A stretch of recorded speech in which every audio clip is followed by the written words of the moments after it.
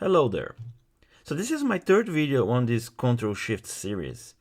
First video, I demonstrated how to set up ControlShift and Cloud DVX. On the second video, I demonstrated how to create a DR plan and fail over a VMware VM from one side to the other. Now what we're gonna do is the reverse.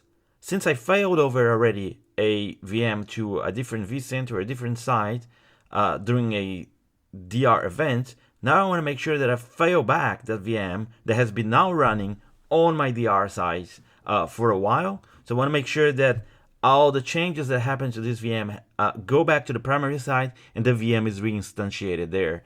The important thing to understand is that Datron will never reseed the complete VM, only the changes that happen since you actually start running the VM.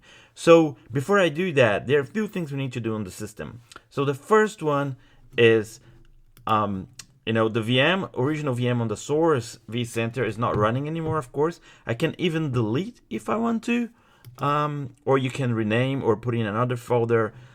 In this case, I'm going just to delete the VM because I know that the VM is now running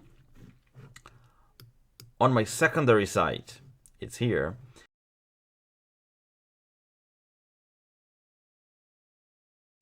The next thing we gotta do is to demote this protection group from being active to passive. So we want to make sure that this protection group is now receiving the data from the new site. So let me demote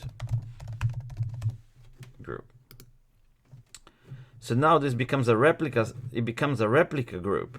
So which means that in my DR environment, this is now a active group. So I also need to make sure I set the sites that I want to replicate back to. So the protection group is here, but it doesn't know where I want to replicate to. So I want to make sure that it's replicating back to my source site. And finally, I just need to enable schedule. So now what's going to happen is this protection group is in a reverse scenario. Before it was going from DVX 110 to DVX 98, and now it's going from 98 to DVX 110 with the same schedule. So 4 hours, every hour snapshot locally, retaining for 4 hours, and then replicating back to DVX 110 and keeping those snapshots for 8 hours. However, it will happen at the hour and then at 30 minutes of the hour. So what I want to make sure is that I do it now. So we're just gonna force a snapshot to be created now to keep here for 4 hours,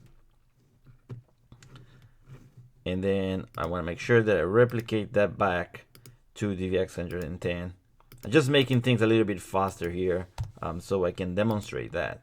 I'll keep for 8 hours just like the other ones and say replicate, and we just need to wait for the replication to finish. So only the changes that happened since this VM has been running on the DR side are being replicated back to the primary site.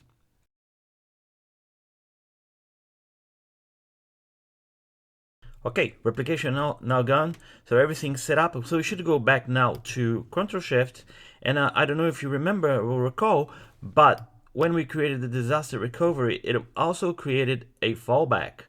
So a fallback Citrix DR. So all you gotta do is come here, and what it's doing now is checking for the compliance. So making sure that all the pieces are in place so we can fail back with all the changes reversed. So it seems that everything is fine. Okay, so I got to enable plan, and I'm gonna fail over. I can select a snapshot. I'll use just the latest one.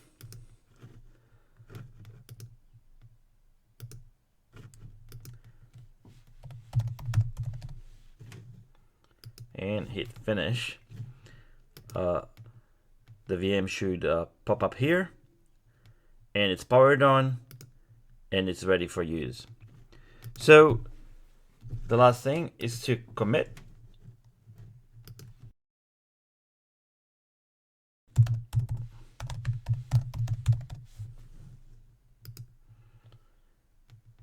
and we're done. So what have we done? Just recap. So we had the replication, a protection group replicating from site A to site B.